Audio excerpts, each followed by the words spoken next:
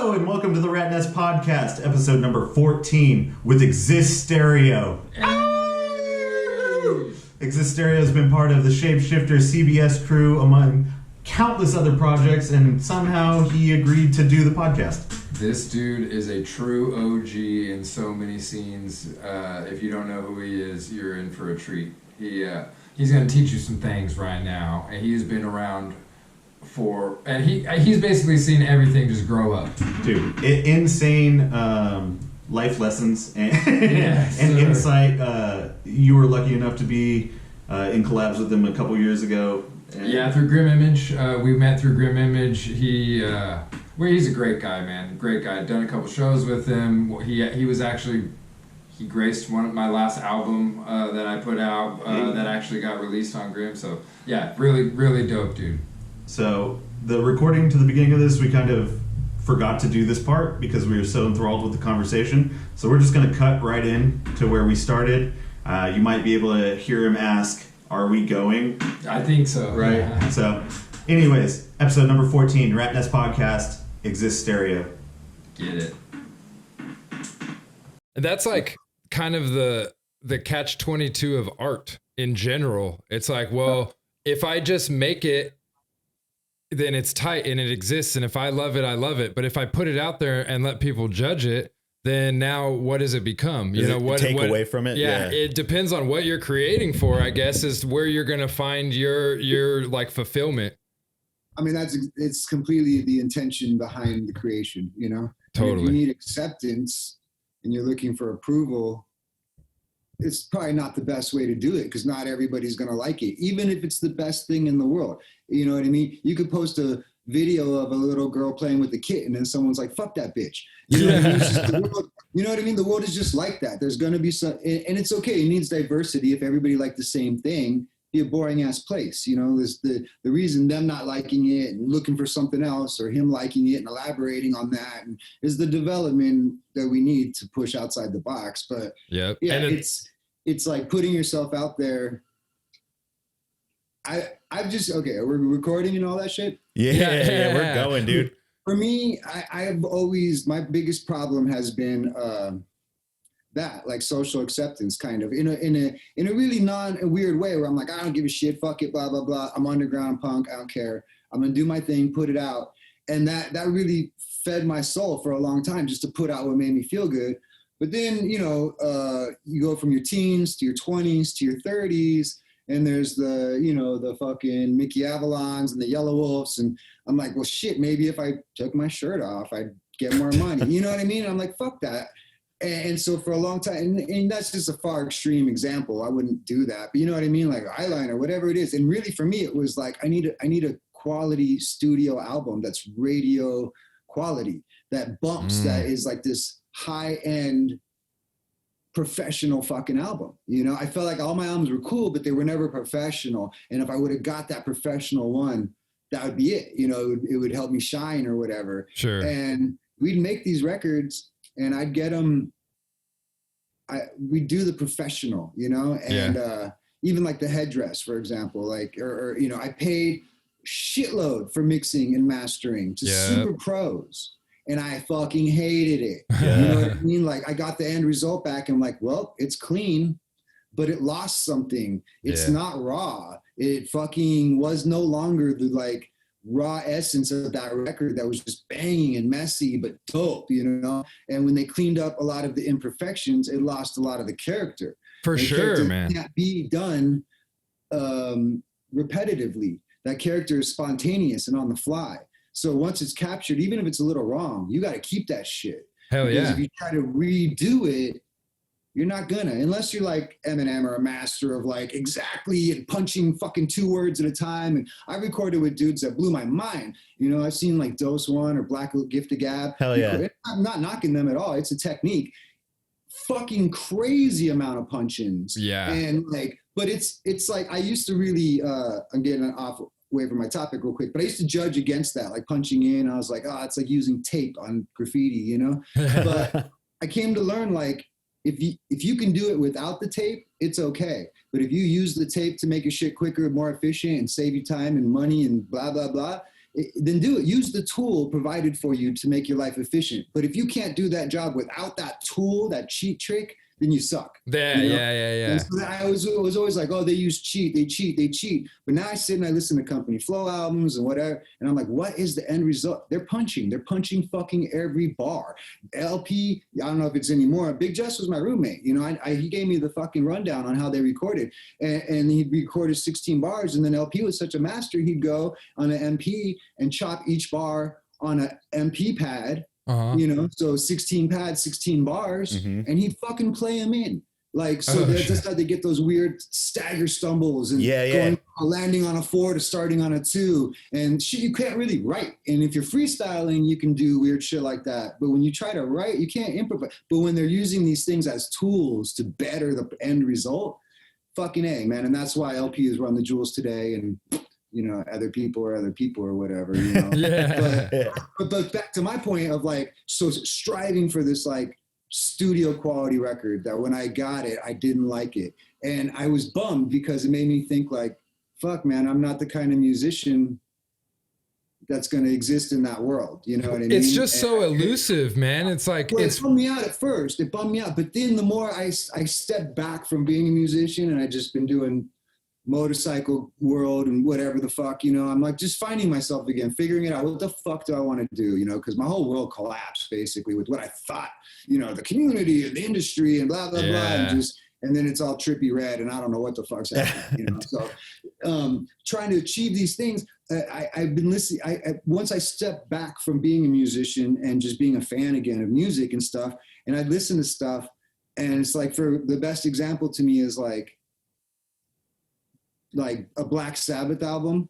I don't want to hear the remastered professional studio version. I hate that shit. When I hear a remastered of something, it bugs the fuck out of me. Listen on vinyl, man.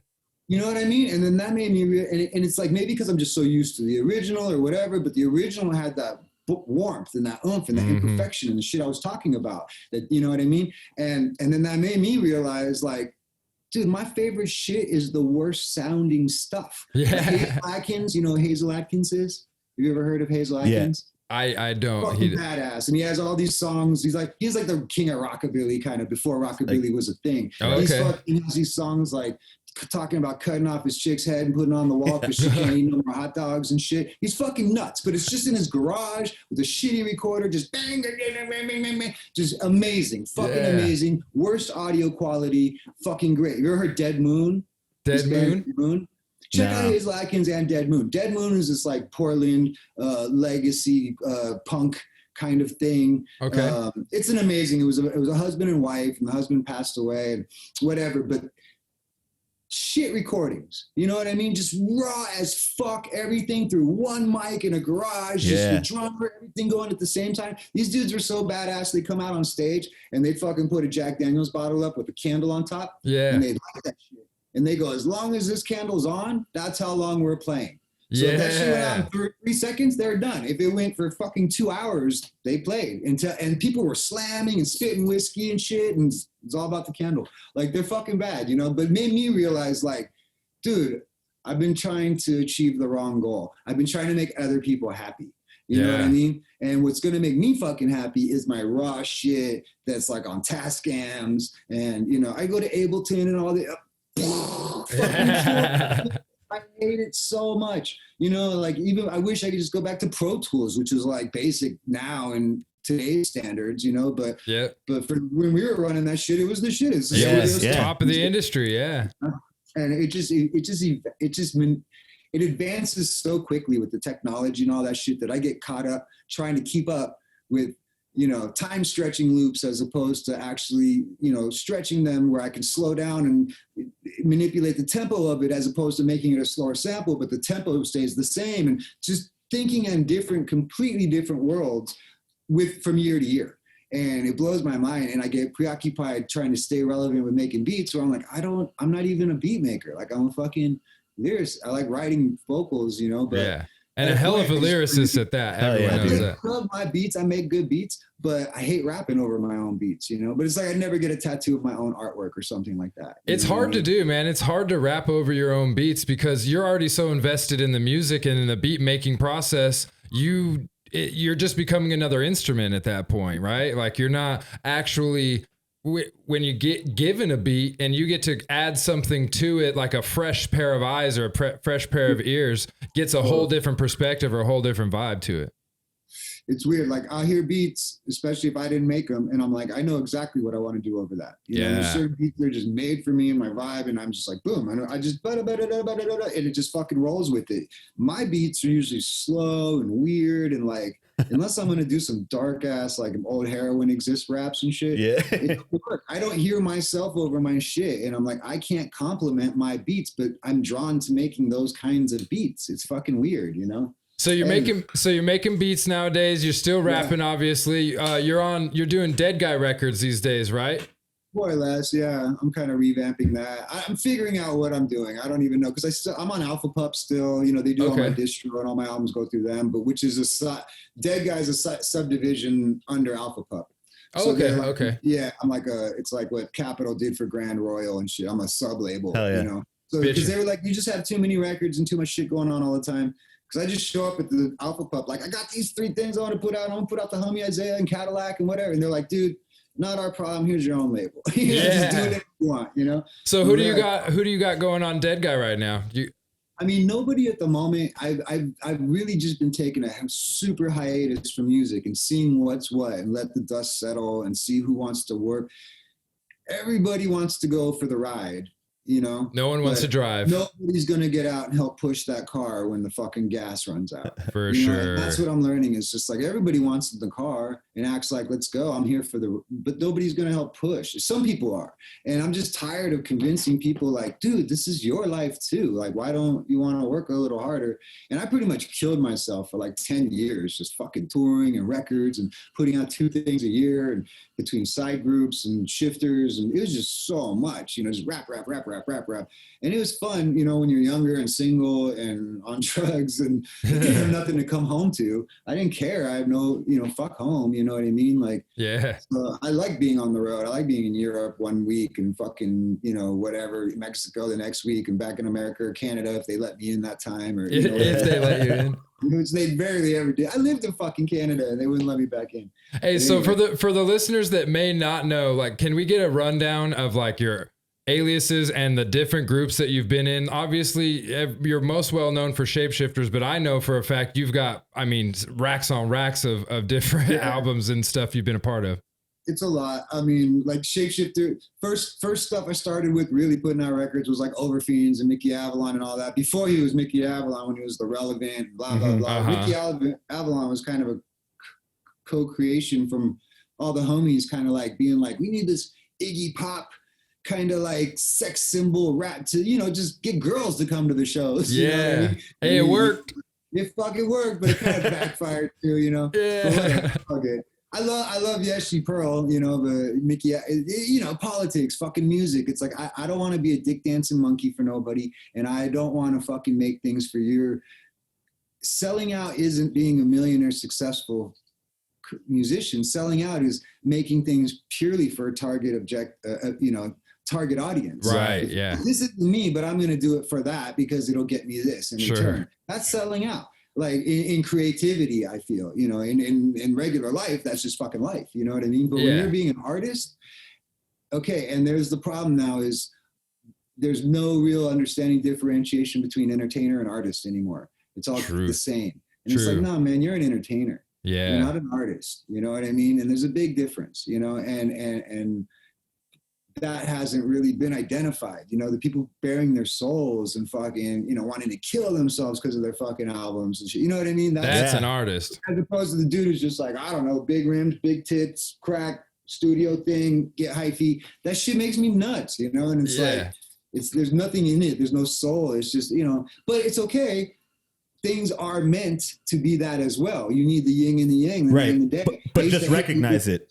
Yeah, I hated Ludacris, Missy Elliott. I mean, not Ludacris, he's badass. But I Lil hated Jon. you know. And Ludacris and Missy Elliott and Mike Jones were kind of the first ones where I was like, this shit bangs. You know what I mean? Like, it's radio rap, and I hate what they're doing, but it's fucking dope. And it's good for the club, the dance floor, just feeling hard. You don't want to be dancing in a club, listening to fucking Razzcast breaking down the fucking last 50 years of socioeconomic racism. Right. Stop. Did you hear that line? That shit was dope. No, she wanted to fucking grind up on some chick and you know, so things are meant for certain things, and that's fine. Sure. But today's world is so temporary and so accessible, and it's not, there's no permanence, there's no depth to it. So it doesn't matter. It's just a surface visual of what it is. That person can encompass that, be that for the day, and then move on. As opposed to before, there was so much depth and soul to it. If you perpetrated something like that, you get called on it. If you're wearing a fucking Dead Kennedy shirt and don't know a Dead Kennedy's album, somebody says, fuck you. Yeah. Now it don't matter. It's okay. And now you can just be like, Dead Kennedy, Google, oh, it's this record. You know what I mean? Like, before, I use this weird example all the time, but say when we were in high school and you know that witch girl, you know, that fucking girl, I want to be a witch, you know? So that there's one in every school. You know, she had to go for years to weird bookstores and do weird things and hang out with her friends and go do fucking seances in the woods and fucking, whether it turned into anything or not, it's life experience. She was doing things. She was interacting with the world. The world was her playground. You know what I mean? Collecting crystals, reading things, getting studies, looking, you know, secret messages, whatever the fuck it is. That would take her years to get all that information and understanding. Now, a chick will go on the internet and 2 hours of research, and the girl who did it for years and the girl who read about it for 2 hours can have the same discussion and argue each other, and some outsider can't tell the difference. Right. Because they have the same amount of information, and if you're not someone who knows how to apply experience versus information, you don't see the difference. So they could say, well, it's this, this, this, this. And if you go, yeah, it's that until this happens. And if they didn't read about that, they don't know how to answer it. Yeah. If somebody experiencing it has been like, well, that did happen to me. Yeah. And this is what I did. Exactly. And there's a difference, but you can't identify anymore. And it's over the counter culture, you know, like Two Max, everybody predicted this shit. Today I want to be a punker. I'm buy my punk outfit and go be a punk and put a mohawk up. Tomorrow I'm hip hop, be trappy, hyphy, and nobody gives a shit. The next day I'm gonna be a doctor. If I go to a bar and say I'm a doctor and buying chicks drinks, nobody gives a fuck. Right. You know what I mean? Because those aren't the situations where it matters, where it's like, oh, he's having a heart attack. Is there a doctor? That guy doesn't go, I'm a doctor. You know, if he's not, you know what I mean? Because it's only in superficial fake existence that we've created as our reality so everyone can feel good about themselves, but there's no depth to it, so they haven't actually achieved anything, so they don't feel good about themselves. It's almost like the idea of like book smarts versus street smarts, but street smarts has kind of turned because you can look up street smarts. You can find anything on the internet. You could look up terminology and bullshit. But it chalks up now to experience, like you said, where you can answer a question or you can give feedback to something because of your own experience through it, and not just having a little bit of the knowledge that makes you seem like you know what the fuck you're talking about. An opinion of somebody's opinion. Yeah. You know? Right. Yeah. It's like, I don't know. So that's the world today. And I just wanted to step back. I was bummed. You know, everybody's trying to reach these goals and doing things. There's certain dudes, I think, doing it awesomely. Like Astronautilus and them, POS, that whole Fists, I forgot what it's called. They have a group together called something Fists. Astronautilus, POS. It's fucking dope. And it's like, you know, Astronautilus is that dude. Ever since we toured way back in the original Candies days with Bluebird and them, since we first met, I love those guys. They're amazing. Bluebird's amazing. Astronautilus amazing. Firefly amazing. You know, that's a solid dudes. But Andy Astronautilus was always that guy where I was like, if you didn't call yourself a rapper, you'd be successful. You know what I mean? Like, if you call this something else or whatever, you know, and not on that Anacon level, because they're like, we're not rappers. And it's like, yeah, you are. Yeah, you are. yeah. But Andy sings and just is beautiful. It's like he's a very great writer. Buck 65 is on that level, but I feel like Buck 65 stuff is more read knowledge as opposed to Andy's is experience. I could feel what he's saying. Where Buck 65 says great things. He's an incredible writer, but I don't believe he lived that. Sure, You know what I yeah. mean? Where maybe he did. I don't know him that well. You know, I met him a few times, whatever. But Astronautilus lived that shit. You know what I mean? Like, and I could feel it. I could feel it in the music, you know? And so he's kind of like one of the people where I'm like, man, he's doing I mean, he did that track with Lizzo before she kind of blew up. I don't know if you heard any of this shit, but it's beautiful. It's No, like, you're it putting makes me me up on happy game right now. that my friends make things on that level that can reach radio success, whether they do or not, and I'm not embarrassed of them. For You know what I mean? sure. That's rare. It's rare because you cross that level, then you're doing something else. So if you can do what's true to you and get it to that level, It's that's huge. beautiful. And I think the underground was on that trajectory. I think we were going to make that happen. And then we just kind of sold ourselves too thin. We didn't have no value to ourselves. We did shows for peanuts and did records every day for anybody and everybody and got on every feature just because we did it for the love of it. But as a career option, it wasn't great.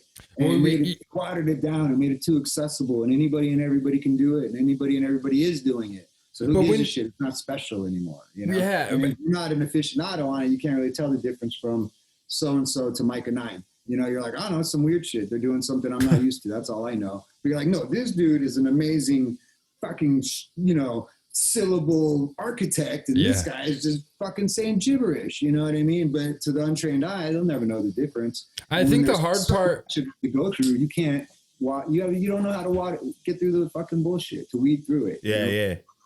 You know? I think a lot of the hard part for that, for the underground scene, for what you're saying is you had to produce so much to try and live off of it because it was for pennies. So this whole watered down scene, or this like guys that were doing 13, 15 albums a year coming out, it was so that they could pay their rent. You know what I mean? But point being, I feel like if we would have held back and been a little more organized and a little more like as a whole, not just because if you didn't do it, that artist would do it. It didn't matter. Yes. But if you were like, yo, man, The unity wasn't there. Yeah. Shows have to be 300 to 3,000. You know what I mean? And if you're doing 300, that's because you're doing like a 10-minute opening set, not fucking an hour, 2 hours for Yeah. you know what I mean? Like, and if we would have just organized it, we wanted to support the homies that could only afford $300 shows. But if we were like, look, man, it'd be worth it to make it better for everything, because then instead of doing it all the time and every week, if we did it once a month and everybody came to that one show instead of I'll catch it next week, you know what I mean? Yeah. Like, It's the foresight of holding back, but when you're involved in it, you just want to do as much as possible, because it's like not only do you get a little bit of money, but every time you do a show or you're collabing with someone, you're doing a recording, you get that fucking high, like that artist high of like that energy, and you feed off that just as much as the $300 feeds you. You know, for sure. It's like when you're in the midst of it, you're like, I got to do everything I can. I just got to keep working, because if I don't, I'm never going to get anywhere with it. And like, exactly to your point, if you just hold back and you had a little bit of restraint and thought about it a little bit more at a younger age, especially, you might be able to take it somewhere to the next level quicker. Yeah. That's a good point. Or just more unified and organized, and like, you know, more outcome, less work, you know, less output, more income. There you go. I mean? Yeah. More concentrated outcome. I would have rather put out one album a year that I spent a year on instead of 3 or 4 that I spent a few months on. And didn't, because now listen, they're good, they're cool, they capture time and with it, but I could have edited a little. I could have memorized those fucking verses before recording. That's West Coast, man. We don't memorize our shit before we record it. It's super weird. Everybody's reading and figuring it out as they're recording, you know. And it's like, that's not really the best. You should memorize that shit. Have you ever heard the Quell album Harvest with Maker? Quell and Harvest, Maker. Say again. I'm sorry, it cut out. Quell and Maker. You ever heard that album, The Harvest? No, Quell, I can't. You know Quell from Typical Cats? Yeah, I know Quell, but I haven't heard that album you're talking about. It's called The Harvest, right? And it's like him and Maker. I think it's the first album they did together. Okay. I don't know if he finished it. I imagine he did. Quell's a pretty resourceful kid. Got man now. It was a long time, 20 years ago. But he did like 4 records that were supposed to be like the seasons. Okay, One was winter, one was called like Freezer Burn. Anyhow, The Harvest was one of them. I think it was the first one. And basically that dude was on tour for like 3 months doing these songs every night, you know, every fucking night, killing these songs. And the day they got home from tour, he went into the studio and they recorded the whole album in one day. Because he had it so fucking, you know, tour. It was done. It's tight. Tour. You come off a tour, you start a tour, mid-tour, you catch your stride. By the end of the tour, that shit is butter. You It's do it in breathing, any- yeah. you and your homies, you just stop rapping, he's doing your words, and that wasn't even planned because he just sees you breathing different than normal, and because you're just so in tune. So if you got and recorded an album off of that energy with that much like tightness, you can listen to that fucking record and hear it because he just controls that shit. And all his records are tight and shit, but I don't think that's been the process for all of them. And in this one, I'm like, what makes this record so fucking good? And I think it was Maker or Mestizo, one of them told me, like, that's what he did. And I was like, you can hear it, man, because he owned that shit, you know? And that's what we think we needed to do more of, is like own it before putting it out. You know, I put out a lot of things where I was like, it could be better, but if I let my fucking worst side of me get the best of me, it might never come out because it could always be better. You know, at some point you got to walk away, but at the same time, I feel like I always felt like as long as my next thing is better than my last, I'm on track. You know what I mean? And they always were improvements in one way or another, but at a point I was just like writing shit just to write it, you know, because I listened to some of my earlier shit and I'm like, damn, there's a lot of heavy writing, you know? And then my later shit, it's still heavy, but there's a lot of filler. Now, do you think that the process or the mentality going into those different tracks, whether it might have been because it was for a super close homie, so you wanted to like give him the best, deepest thing you could, or hey, this is just because to help out some cat that I don't really know, or a friend of a friend, and so the process or the intention going into it kind of has that? Because you're saying he comes off tour, he's got it like it's part of his soul. It has that feel to it. So if you've got that feel of like this song is going to be so dope or this song is going to be whatever, it can kind of come out in the lyrics. Do you think that process has something to do with that, like in your experience? I mean, yeah, definitely how hype you are on doing the track makes a difference. You know, there's been a lot of things I phoned in where I wish I had more enthusiasm towards them, but I didn't, you know. You can hear that though. Now, I regret it now. I mean, there's some fucking, and I'm not going to say the songs. No. That were like, but I bet nobody can even tell, really. I'm on tracks with like, you know, East Coast guys that I never would have met, and then some producer made something happen and blah, blah, blah. And I kind of was like on drugs and just like, here's your shit, you know. But for me, I think the thing that changed like the hypeness or whatever is too much experience is a bad thing, you know. Too much like when I didn't really know what I was doing, I was making incredible shit. You know what I mean? Because I was like, oh, that's not right. Do it again. That's not right. Do it again. That's not okay. That worked. I don't know how it did, but it did. I changed it. You know, and you're just constantly like figuring it out as you go. But the more, sorry for my sound, the more you write, the more you record, the more you do anything, you figure out tricks. You figure out a quicker way, how to be more efficient. It's not a bad thing. You're being more efficient. You know how to structure your bars better. You know how to like just almost even just write the rhyme words before the fucking sentence of it and then make it fall. You know, you're playing a game just to make a track now. Yeah. You know, there's ways to do it easily, and it's rap and it's dope and you're playing with syllables and doing patterns, but it's formulaic. It's almost like a thing you've created to do over and over. So like Doc Lud and all them shifters, they really taught me structure, you know, and like counting bars and like, dude, land on the 4 every time. Fucking start on the 1 every time. And that started making me do that, which is great if you want to be a certain way. But then you listen to Doom and shit, and dudes who don't start on the 1, who start on in between the 2, you know, you're like, hey, there is no fucking, and when you get so like, hit the 1, land on the 4, hit the 1, land on the 4, it's just repetitive. You start sounding the same, you start losing. But when you're just writing all this freeform associated beautiful thought and you're editing it and trying to make it work, you don't even know what a fucking bar looks like. You're just, I gotta stop before this sound, and then I know I have to start these words before that sound, you know, like I didn't count bars when I first started rapping. I was like, I don't know, is that 16 bars? My wife got home. Hi, baby. All good, dude.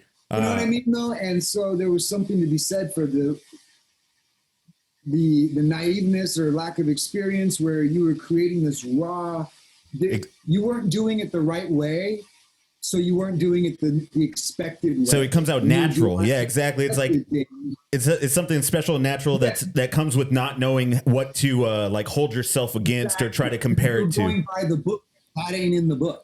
You know what I mean? Yeah, there's no wrong way when you're doing it that way. You know, like have you ever seen you know, William Burroughs, you know? Yeah. Like, okay, so you've seen Naked Lunch? Yes. You read the book? No. Okay, so this is my take on that. The song "Clark Nova Must Die" is from Dirty Deeds, Dead Flower, my first solo album. It's all about that. And Clark Nova was the typewriters that turned into the cockroaches that were the spies. Anyway, it's a fucking insane movie, and it's an insane book. And the point of what I'm saying is, the book and the movie are not the same. The movie is a story about how the book was written. Right. Okay. Okay. This is my take on it. I could be totally fucking wrong, but you go back and look, and it seems right because Homeboy in the movie, like he's writing all the.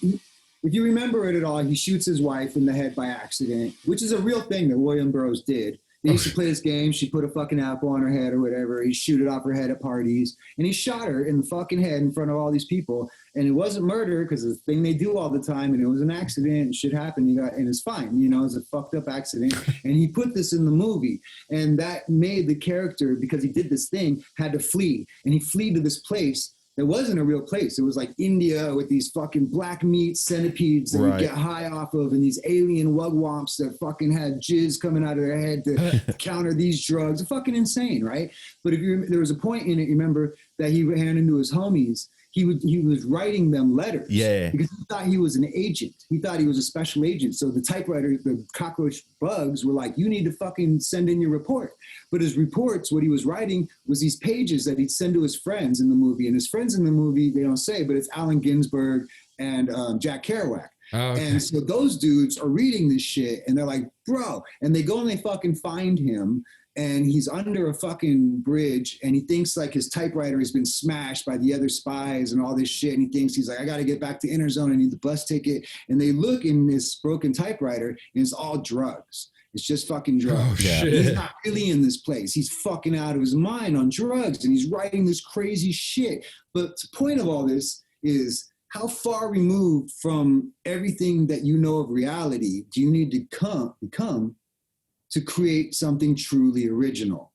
Because if you're existing only in the realm of what everyone sees, you can only create based off of what everyone sees. But if you are fucking Circus, for example, who's schizophrenic, out of his mind, you know, a little bit, not, you know what I mean? It's not like haha funny. It's like, no, mental issues. Incredible. Borderline crazy genius. That's saying, because you have to be fucking crazy to see things in a perspective that have never been seen before, because you're not seeing reality the way it is, you know? And so that's true music. How fucked up did you have to be? How fucked up on drugs? And that's what I really thought. I had to become so something else to make something that has never been done.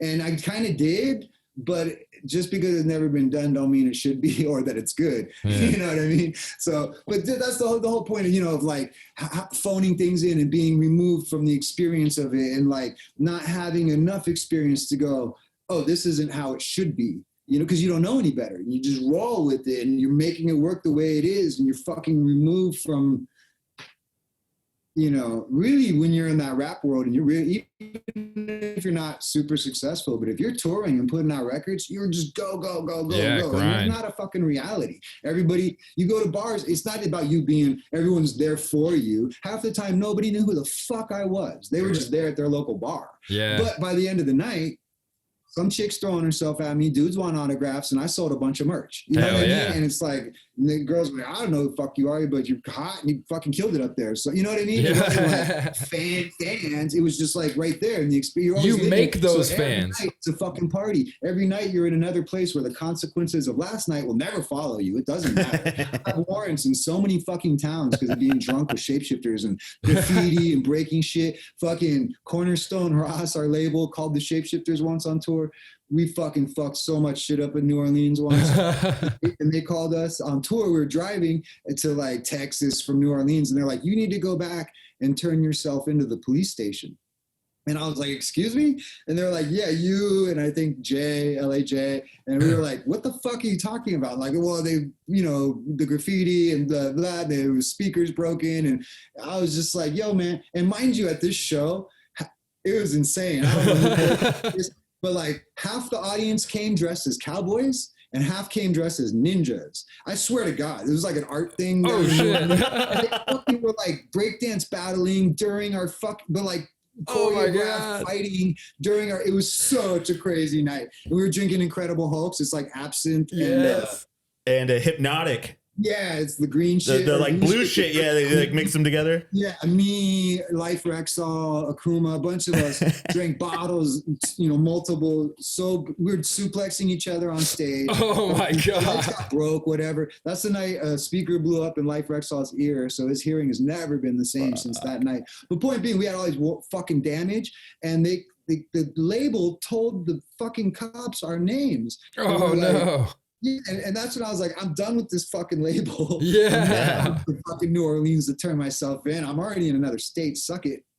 And we're over this shit. And not luckily, but to my benefit, Katrina happened pretty close after that, and so all our warrants and shit got They washed forgot. away. They forgot about that. That was one of them. That's good. But point being, if you're really on the road, you're creating havoc with your life. You're not really, Some people are responsible, send home money to the fam. I don't have a fam. I didn't, you know what I mean? Like, and I think if I had a fam, I wouldn't be able to have gone on the road like that. It's For weird. sure, yeah. It's really hard if you really have a connection with home to leave home like that. At least for me, because I never did. And now that I do, I don't want to. You know Yeah. what I mean? Right. So during your time with like Shapeshifters and touring and doing all of this, how did you get involved with, or how did your role in CBS play into this? Or did that come first and then Shapeshifters? CBS was way for. I've been in CBS since 93. 93. Yeah. Okay, that was going to be my next question, is when you got in there. Yeah, 93. But I've been friends with the crew since like 86, 87. Well, the crew's really like, fuck, I'm going to get murdered for not knowing. I think the year is 86. It's 86 or, yeah, something like that. Fuck, I'm terrible. Well, 84. I was going to say the research. 83, I think. Anyways, our third year anniversary, I thought was 2015. So 85. Anyhow, I've been down with friends since 87, 88. Mike One and Bust were like little kids. They were like 7th, 8th graders. And Port from KSN. They were like the only really young kids doing graffiti, like not high school. Okay. That got any like acknowledgement and whatever. And those are all my homies. And that's how like Andre Legacy, who was Met from CBS, and all youngsters, Pearl, Mickey Avalon's Pearl from CBS. Like when he was in 8th grade, way before me. I didn't get in CBS till I dropped out of school in 12th grade. These dudes were in CBS in 8th grade. And to me, that was mind blowing. I was like, whoa, because CBS has always been an aggressive crew, especially back then in the 80s. Mm-hmm. Yeah. During, fucking colors and shit. It was rough.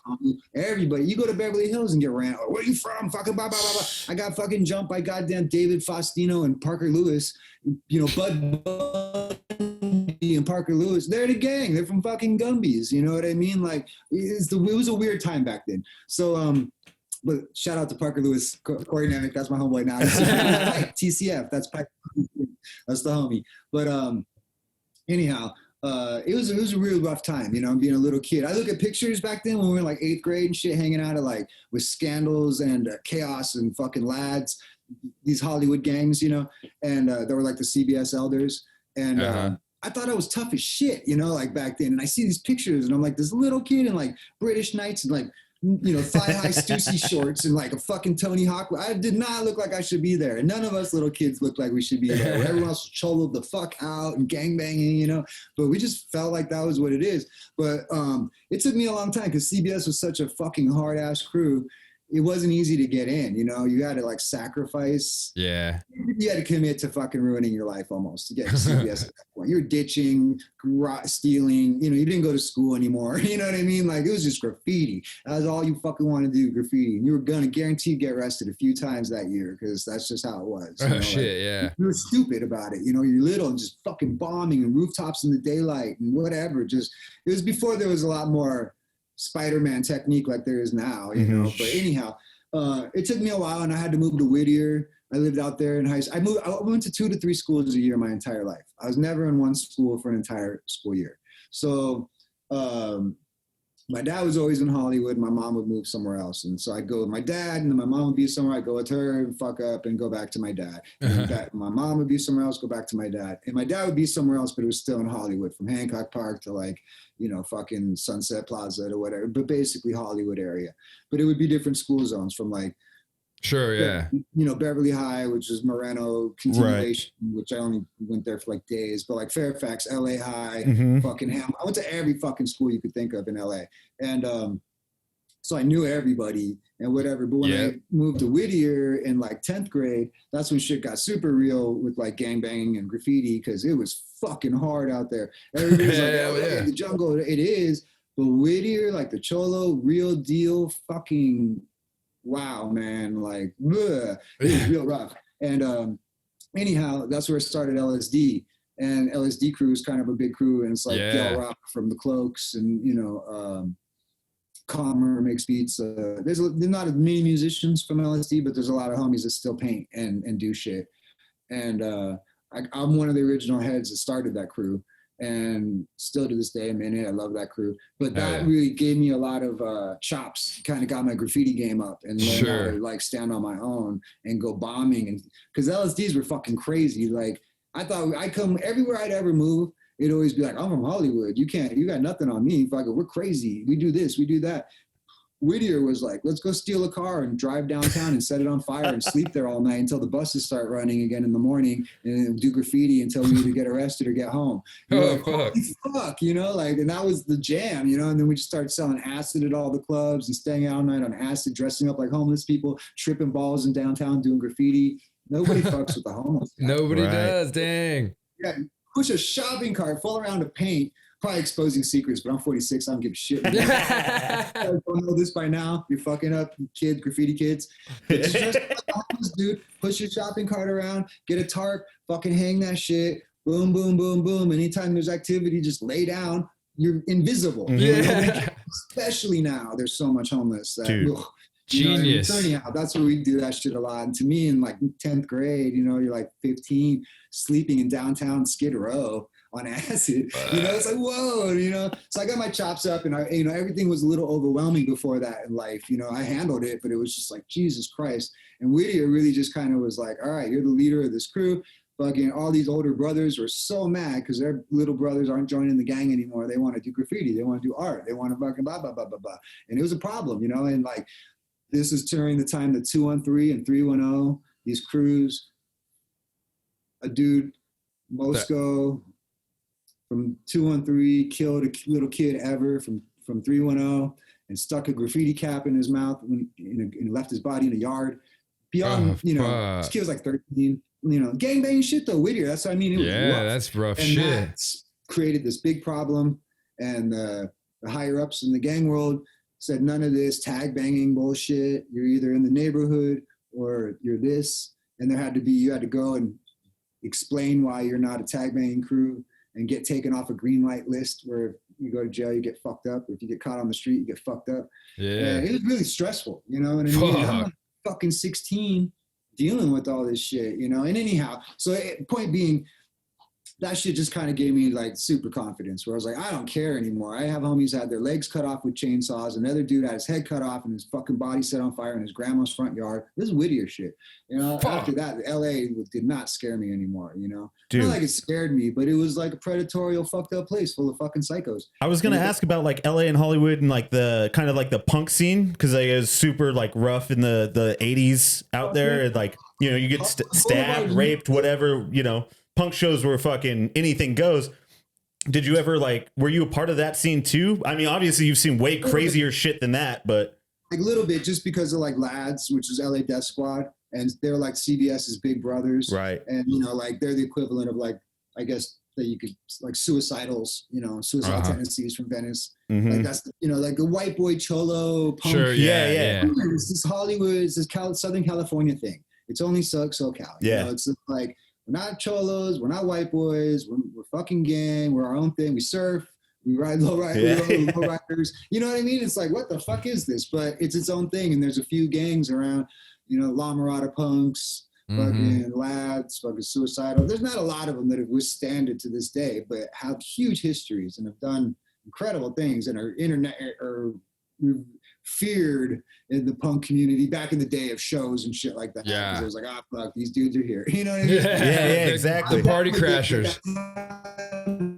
I was like literally 13. You know what I mean? Like when it was really going down, like 14. Like, so I could only be so down with it. You know what I mean? You go to the all ages shows or whatever, but you're not going for fucking Real Deal. You weren't like But the we were out all you're night. not the like clubs with the And I big was dudes. more rap oriented back then, you know, but I've always been a music fan. I like everything, you know, like, yeah, I loved the punk scene back then, but I'm not going to be like, I was a diehard punk at every fucking thing, you know, like, but like more, you know, I don't even know, like, you know, because there was so much shit back then I missed that I wish I would have known about. I was just too young, you know, what are you going to do? It's exactly. Like I didn't know that I was right here, you know, but my dad was in the music industry, you know, he was one of the original owners of the Rainbow and the Whiskey and the Roxy. Right. Whoa. And so I lived right behind the Roxy in like second, third grade. And I lived like on Sunset Boulevard. My parents were divorced. I was a latchkey kid. I just fucking rode my bike around. And I go to the Rainbow every night and have dinner. And like Mario, the dude who ran the spot, they knew me, you know, my dad was the whole owner and still had his clients there. He's in the music industry. So they fucking feed me pizza every night. I play pole position upstairs and I go watch shows over at the Roxy and shit, but like behind a certain area because I was a little kid, you know? Yeah. But that's crazy. I did have a lot of exposure, but to like bigger shit and more like, holy shit, you got to see Janis Joplin or whatever. But I missed like fucking the Germs. You know what I mean? Yeah. So things where I'm like, fuck, you know, but regardless, I had a good experience, but there's a lot of shit I missed. And I was more hip hop than anything else for the longest time, you know? Do you think growing up like that, like just being exposed to every element of music, like on the highest level, kind of had played into your view of the record industry or the music industry that you have now, or that you like it changed the way that you went through it? I don't know what I'm trying to say. Do you think that the growing up the way you did, already being exposed to the music industry and kind of having all of this exposure, do you think it helped or hindered? I helped. I mean, like, my whole life I was primed. My dad, everybody, I was supposed to be an A&R guy. Like that was kind of my, Okay. knew I was gonna be my dad didn't care I was dropping out of high school in 12th grade because I wanted to pursue graffiti. He was like, what do you want to do? And I was like, I want to get in CBS. And he was like, stupid, you know? And I was like, that's my whole goal for this year. That's all I'm doing. Dropping out of school, I'm fucking doing this. And he was like, you're an idiot. But regardless, he knew I was going to get a music industry job one way or another. And he had just retired in 93 when that same year when I dropped out. I dropped out in 92. And blah, blah, blah. And, you know, it's a very quick revolving door in that industry. So you become irrelevant very quick if you're retired or whatever. But Larry Jenkins, people who were my dad's interns who worked for my dad went on to be head of like Geffen Records and fucking, you know what I mean? So I had total ins. I was intentionally given jobs, forced to get jobs by Tower Records, Sunset, at Penny Lane, because it was like, this is the industry, this is what you're going for, and this is the steps you need, and the next one's an office job. By the time I was ready for an office job, I was like, fuck this, I want to own my own business, I don't want to work for anyone. So I opened a piercing shop on Melrose, and that's when I got into music, making it. And I did want to do industry shit, but the industry fucking crumbled right there. You know what I mean? Pre-2000, you know what I mean? Yeah. From like 96 to, you know, Napster and all that shit. The end of MTV era, changed everything. There was no more need for a third party to distribute music to you because you now have a record store in your house that you can access anything as long as that artist puts it in this store, which is a computer. Yeah. You know what I mean? So you don't have to go to a local shop that needed to pay this distribution company that worked with this label and they only got these things. And you know what I mean? Now everything is here and you can buy it direct. And as awesome as it is, it fucked things up kind of. Well, also it took that, what we were saying earlier, that experience, like that, almost like that street smarts of like having the experience of someone tell you about something, like shedding knowledge on bands or groups that you haven't listened to at the record shop. It's like, you're just going to download the song and you're going to get that song. You know exactly what you're getting, but there's going to be no like warmth to it. There's going to be no story behind like the experience of getting that song. Even having, I don't identify as much with albums that I've downloaded a song. If I don't have a physical thing to touch, look at, read the producer, look at the photos, it's more of a feel to a thing than just the audio. You know what I mean? A lot of the musicians and shit that I love the most, I didn't fall in love with them until I saw them live.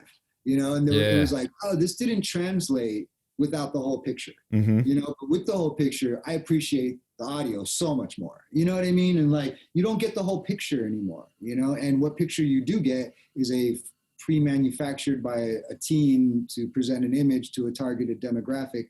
You know what I mean? It's just different. Yeah. But yeah, I was primed to be A&R. I could sit and listen to any of the homie shit. I make the best mixtapes, and I don't mean like chip mixtapes. I just mean like cassette, like song to song, record, play, mixtape. I always, and everything from like country. I love everything. Always have. I was a dude getting in fights in the fucking tour buses because everyone's like, "Oh, what is this shit?" I put my shit on shuffle or whatever, and there's my mix CDs, and they're just like, it go from, you know, fucking Too Short to like Edith Piaf to fucking Fellowship to fucking, you know, Madonna maybe. I don't know. If it was what I was feeling, I didn't give a fuck. If I felt it, you know? Yeah. And people get so pissy at me. And now it makes me really mad when the homies are like, oh, I've liked Dead Kennedys forever. And it's like, motherfucker, we got in a fight over this. You did not even know what they were. You refused to let it play in the fucking band. You know? And it makes me mad where I'm like, just give me credit that I exposed you assholes to a lot of this stuff. You know what I mean? Because I'm pretty knowledgeable in music in general, not just rap. And in rap, I'm a fucking super nerd fan. So I know just way too much, you know? But I'm a fan first, and I could always listen to things. That's why I do want to get back to Dead Guy Records. That's why I do want to focus more on the label side of things and kind of stop being an artist as much and promote and work people that do want to be artists, because I know what we did wrong and how we didn't make our albums the right way. And I want to fucking like take people that I believe in, like Vast, Arrow, Mike and Nine or someone, and be like, I'm going to produce a record. My brother's going to make the beats, but we're going to fucking be there with you. And if we don't like that song, it ain't going on it. You can take it and do whatever you want with that song, but we're going for a song that I like the whole thing. Yeah. Yeah. If I got good fucking taste, you know, I'm tired of being like, well, maybe they see something I don't.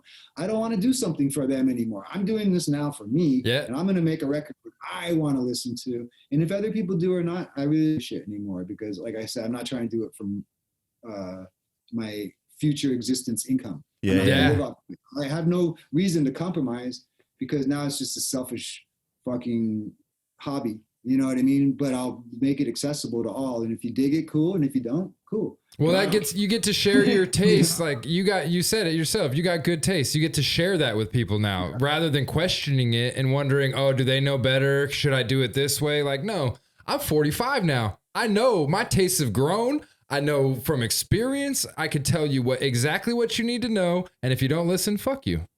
There's been times in studios where someone will do a take and you're like, that's it. That's the one, you know, but they're like, oh, I'm going to try again. And I didn't know how to like communicate or without it almost being a fight, or them feeling like I was making judgment of their thing. Or, you know what I mean? Your music is so personal, and you put something down that you're proud of. You don't want to hear any judgment or anything. But when you have something to say that could actually benefit, but you don't know how to properly say it, and everyone's got walls up, it fucks with it, and then it fucks with the vibe of the moment, and then you're not in this positive thing. You're like, fuck it, I'll just do it again, or whatever it is, you know? Yeah. But now in this place and being older and not giving a fuck anymore, being able to be like, we're going to do this my way. I'm not going to be sympathetic to your feelings. As long as you understand that, we're good. Do what I want. I help you do what you want at the end of the day too, but do what I want so we can get what I need. And now I know how to convey that without it being a fight. You know? Yeah. Well, when you're dealing with a Nazi in the studio, I used to have the work ethic of a psycho, even on drugs and shit. I just product, music. I had so many more albums due and obligations than I ever put out. And I put out way more things than I wish I did. You know what I mean? But I was supposed to do records for Galapagos 4, for fucking European label. I had so many obligations. We got paid for the Candies 22 record, I think 3 times. Yeah. For Girl and Her Gun, for the same record. That's a great record, by the way. To do it. It was halfway done. They gave us an advance. That label became defunct. You know. Then we sold it to another one. It was finished, but instead of turning it into them, we took the money and made the record with Factor and put out a Side Road record. And they were pissed, and then they went out of business as well like Net 31. There was a bunch of labels that just were around, you know? Yeah. And then Grim Image was like, I'll buy it. And I was like, okay. And then they finally they put it out. And it finally got out. And that's a killer. Cool. But if you don't put it the fuck out in the time period or whatever, I'm selling it again. You don't own it. We didn't sign like that. It's underground, you know? Anyway, point being, shit was hella unorganized and you could just fucking sell the same thing over and over almost. It was to the point where we'd bootleg our own CDs. That's what I mean about the dysfunction of the scene, where an album label is putting us out. Our success is based off of record sales, but we're bootlegging, CDRing our own shit and selling it at the shows. And they're like, you guys aren't selling no CDs. And like, oh yeah, we are. Oh yeah, we are. And then so when it came time to do the next record, they're like, it wasn't successful, even though you sold out every show. It was super confusing because we fucked ourselves because we're underground and we're hustlers and we're getting over. It's bad in the long run. You know, we should have just been a little more like, hey, what are we trying to achieve? Is this long-term or are we just trying to get the most now and run? Right. You know? It's hard to have that kind of insight though, especially when you're like a young artist, especially, you know, with that ego getting involved at every aspect in it. It's hard to say, oh, the future me will appreciate young me doing this. No, fuck, young me wants this right now. But it's okay, I think, if you are going to have any perseverance or sustainability, it's okay to fuck up, you know, and do things that you believe passionately. Like, because if you're going to still be dope as fuck after that, it don't matter. Like R.A. the Rugged Man, you know, like that dude going in, you know, his story and shit. Like he went into Jive Records and like pulled a gun on them and like went nuts because, you know, they signed all of them, like Souls and all these people were going to blow them up. And then Britney Spears and Timberlake and them got on the label and that was the focus. And they kind of shelved these dudes and he wanted his fucking records back. He wanted to know what's going on. He went and pulled out a gun. He made a song about it. He's very public about this and fucking threatened people in an office with guns, which should have blacklisted his whole career. He should have never been able to put out anything again, you know, in the old way. In the old days, yeah. The new doesn't matter, and he's dope, and everything he's put out since then is fucking rad. Yeah. And it's like, okay, he fucked up, but fuck the industry that's fucking him over anyway. But in the old days, they would have been able to control it. He'd never do anything ever. You know what I mean? I don't know. There's a good to the way it is now, and there's a bad to the way it is now. It can benefit you or it can hurt you. You know what I mean? It's all on how the individual applies, takes, or gives back to everything that's happening now. The internet, the fucking whatever. You know what I mean? It's good and bad. You know, like streaming fucking sucks because you can't get money anymore off your sales. Like I think it's an equation of like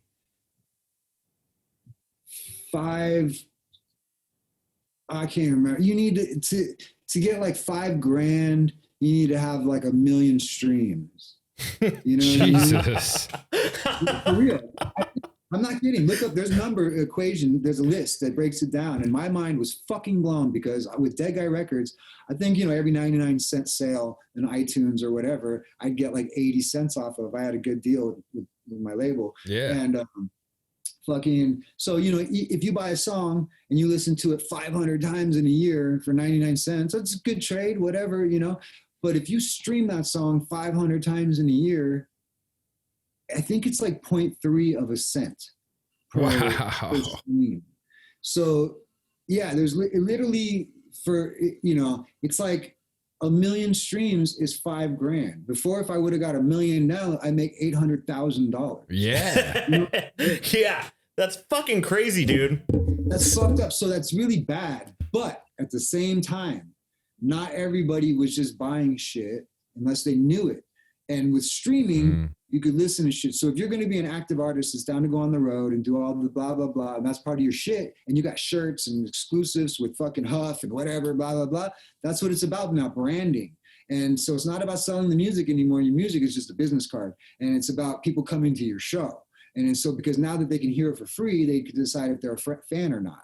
Where you might have got fans or not got fans based on them listening to your music, but if they didn't buy it and take a chance, or if a friend didn't expose them to them, they never would. But now with streaming, everyone's like, I'll go down the wormhole. And I just sit there for hours, stream shit. And it's like, you might also like this. You might also like this. And I listen to hundreds of shit. I wouldn't have bought it. I wouldn't have spent $100 listening to 100 songs, Right. experimenting. But I find things in there and then now I'm like, what the fuck is Cadaver? Fuck What yeah. the fuck is, and I'm like, this is the greatest shit I ever heard. And I never would have, what's Acid King? And I never would have found those groups unless I went down these weird streaming things. And so now I buy their shirts. I buy the vinyl if they put it out. I'll go to the shows if they're here. You know what I mean? Yeah, absolutely, so man. It's a good thing. It brings this other kind of fan base, but you need to know how to utilize that fan base, because if you're not selling digital music, you got to be ahead of, nobody wants a CD anymore. Cassettes are kind of a fad again, but it's vinyl, it's shirts, it's a good show. Yeah. Yep. Yep. That merch. Then It's the that people merch. are support, and if you can utilize that, you're gangbanging, because you make more money off a shirt than you would a CD sale. Yep. All day. Trust, we know that. If you're smart and people are smart, you'd be like, you're not just buying this download, you get a free album with this $20 shirt. Exactly right.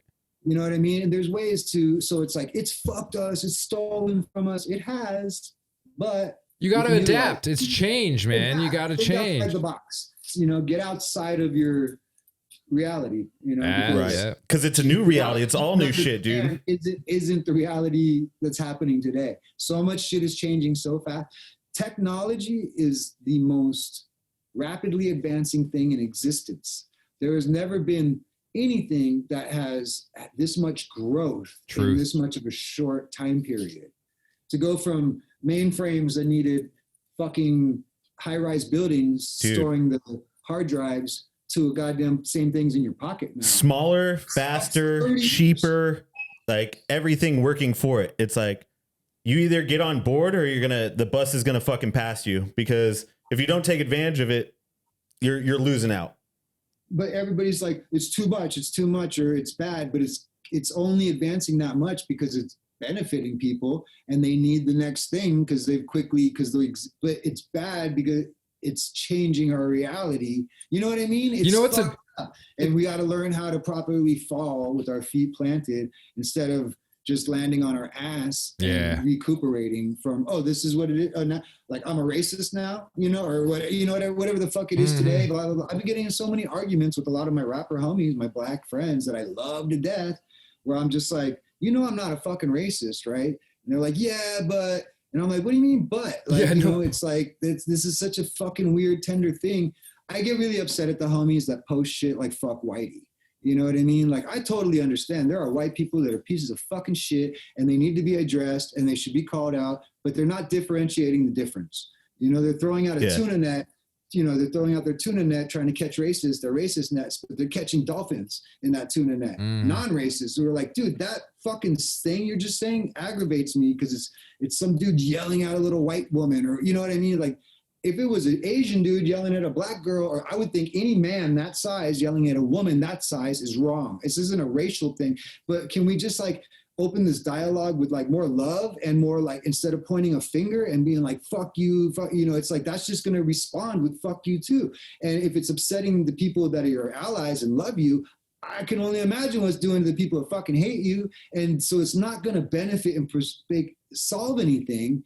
If you just want to be on a soapbox like this has been, and I understand it's horrible and systematic oppression and racism is fucking real. And I know it's real, but you can't just reverse it and say things so vaguely that you're shitting on everybody and people that I've gone to bat with and been in fights with other people, been jumped with them. And I'm like, you're saying this to me? That, like, you think I think that way about you? And they and it's like, okay, I guess I did not understand the reality I lived in. I thought we were two homies and that shit didn't matter. Color, I know it matters in the world, but it didn't matter to us. You know, if I had a Snickers, you got a bite of my Snickers. If I had $2, you got $1. You know what I mean? That's how, if you're my dude, my homie, that's it. I didn't care your race, religion, even sexual orientation. I don't give a fuck. There's LSDs that are gay as fuck, you know, and I don't care. It's my homies. I love them. You know, if you're happy and you're not hurting me, it don't matter. So when it comes to all this other shit, and it's like, people are telling me I'm racist because I'm saying these things that I shouldn't have an opinion on. And I'm like, I maybe shouldn't have an opinion on the issue at hand. My opinion is on how it's being addressed, you know, and let's just fucking give each other a hug. And anyhow, I've gotten a lot of fights with people that I'm really close with, you know, and I'm super confused because I'm like, I really thought it was clear in certain ways where everyone stood with each other, and apparently it doesn't. You know, some of my homies are like, yeah, man, when we 1991, you fucking let this dude call me this. And I'm just like, what? I was like fucking 15, bro. I don't know. If you let him call you that, who the fuck am I to not? I was probably scared if you were scared not to say anything. I don't know what you're talking about, but I'm sure there was a reason. You know what I mean? Yeah. There, you know, it's just weird where I'm like, you have a fucking list of memories against me. I don't think of my friends like that. You know, I don't hold things, but I guess at the same time, I haven't experienced depression that hardly where everything is such a points and balance and check and balance to see who's really your boy or not.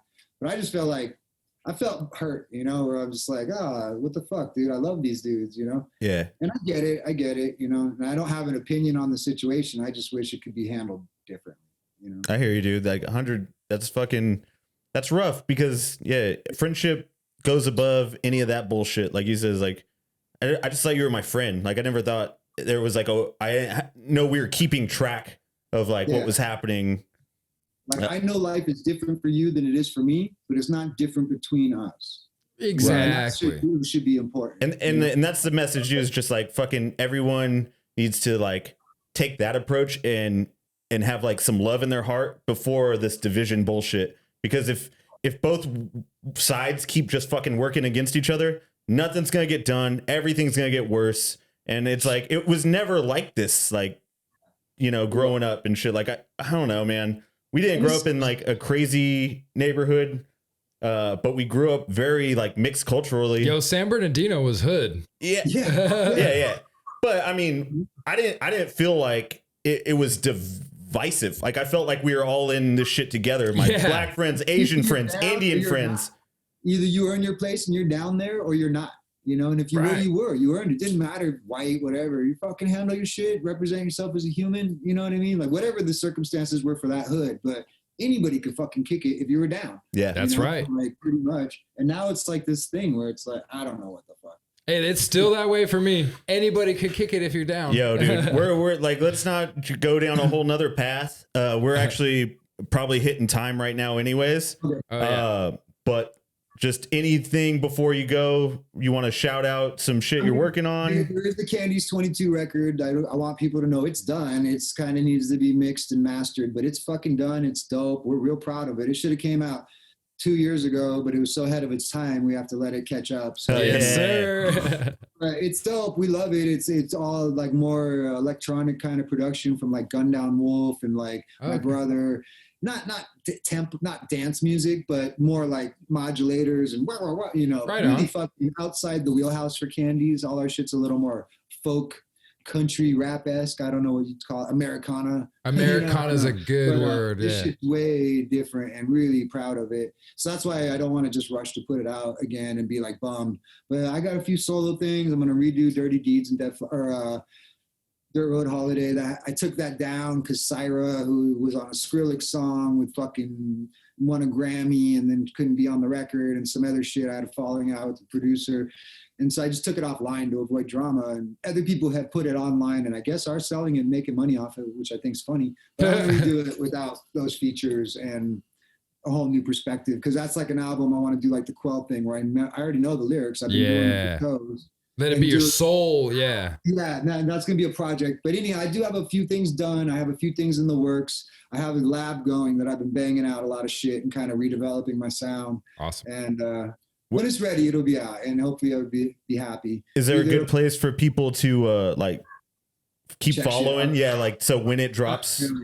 I haven't been posting shit. I mean, I'm sure Alpha Pup will put out some stuff about it because they're one of the people putting out one of them. A few of the albums too. One of them supposed to be on Burger Records. Burger Records is gone because they got Me Too. You know, I'm in a weird place. Like I had a solo record. I was trying to get like King Khan and all these fucking people on it that were on Burger Records, and it fell apart. You know, all these things.